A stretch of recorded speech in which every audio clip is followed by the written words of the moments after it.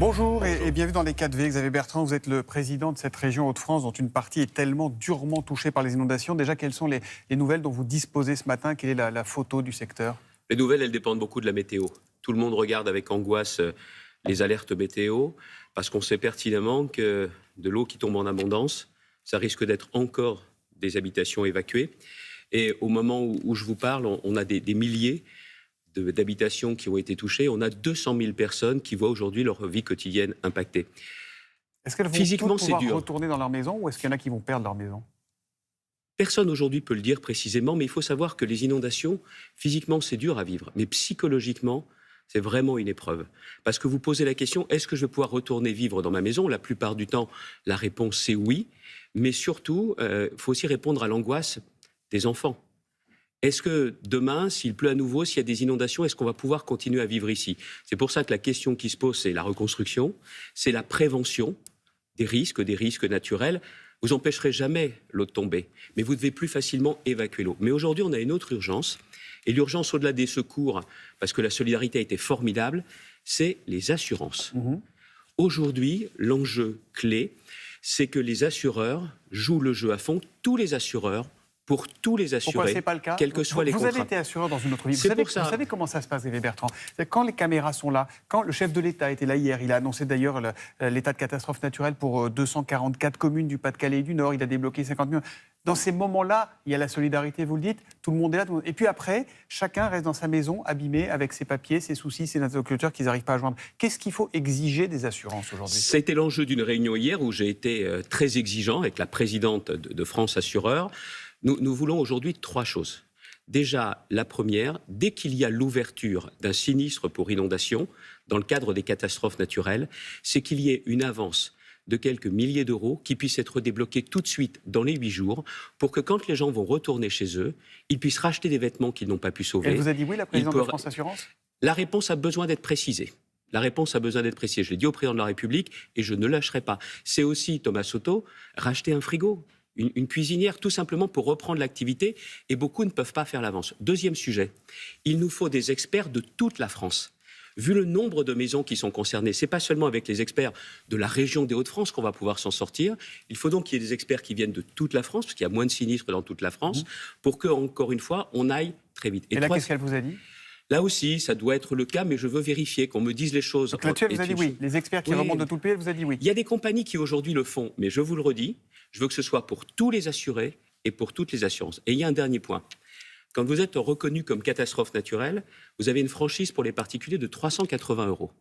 380 € avec une année qui, en termes de pouvoir d'achat, particulièrement difficile.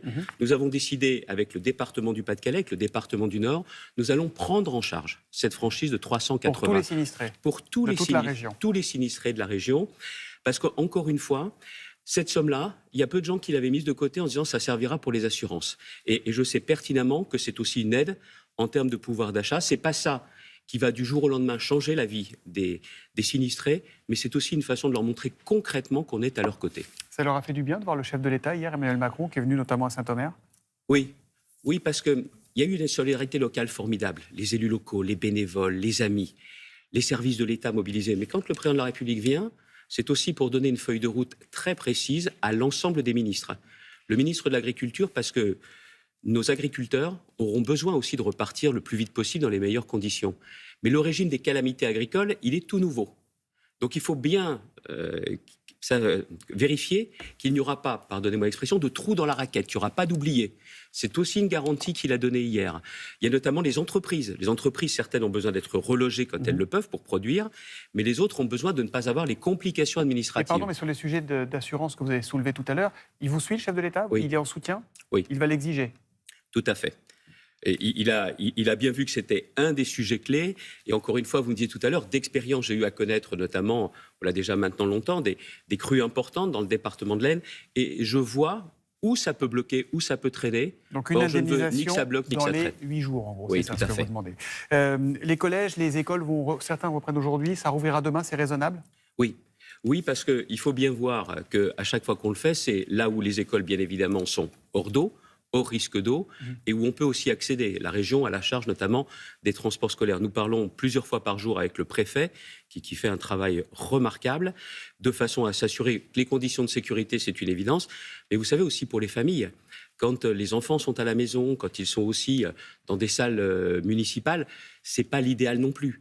Donc, nous reprenons, mais encore une fois, s'il y a le moindre risque sur les conditions d'enseignement ou sur la sécurité, on ne rouvrirait pas. Bon, mais en tout cas, il y a un truc à souligner, parce que ce n'est pas si fréquent, c'est que l'articulation du gouvernement, l'État et la région se passe parfaitement bien face à ces situations. Et les communes, nos échos.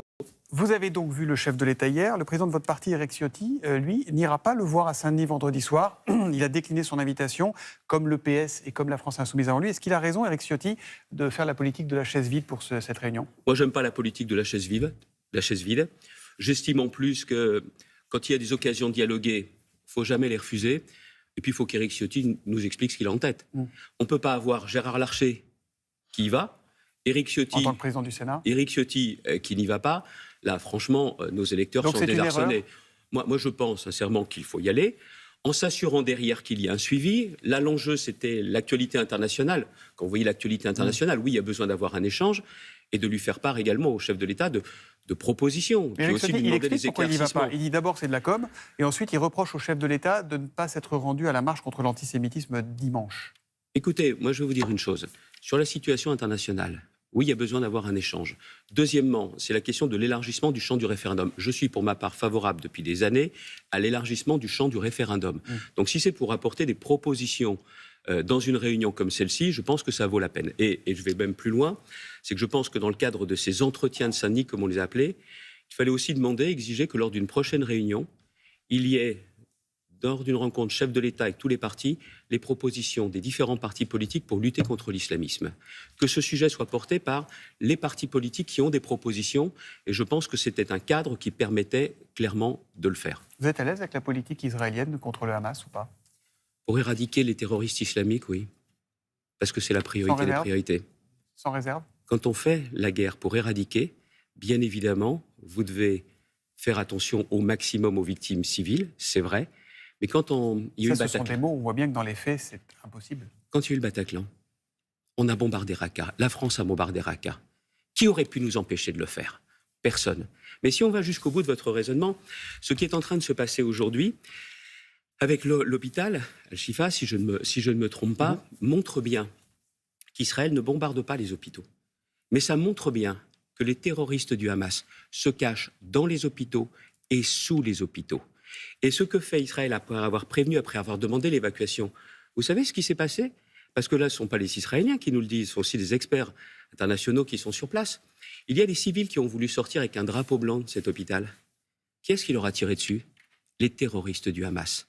Pour qu'il reste là des boucliers humains. Donc c'est une opération très difficile qui en ce moment a lieu, mais c'est aussi une façon d'aller chercher les otages, et notamment les otages français dont on parle si peu, trop peu, et de pouvoir mettre hors d'état de nuire ces terroristes. C'est Bertrand, à propos d'antisémitisme, on va revenir en France. Hier, l'imam de la Grande Mosquée de Paris, Abdelali Mamoun, a douté de la véracité des actes antisémites comptabilisés par le gouvernement. Ce même imam de la Grande Mosquée de Paris qui ne considère pas le Hamas comme un groupe terroriste, mais comme un parti politique. Qu'est-ce que ça vous inspire?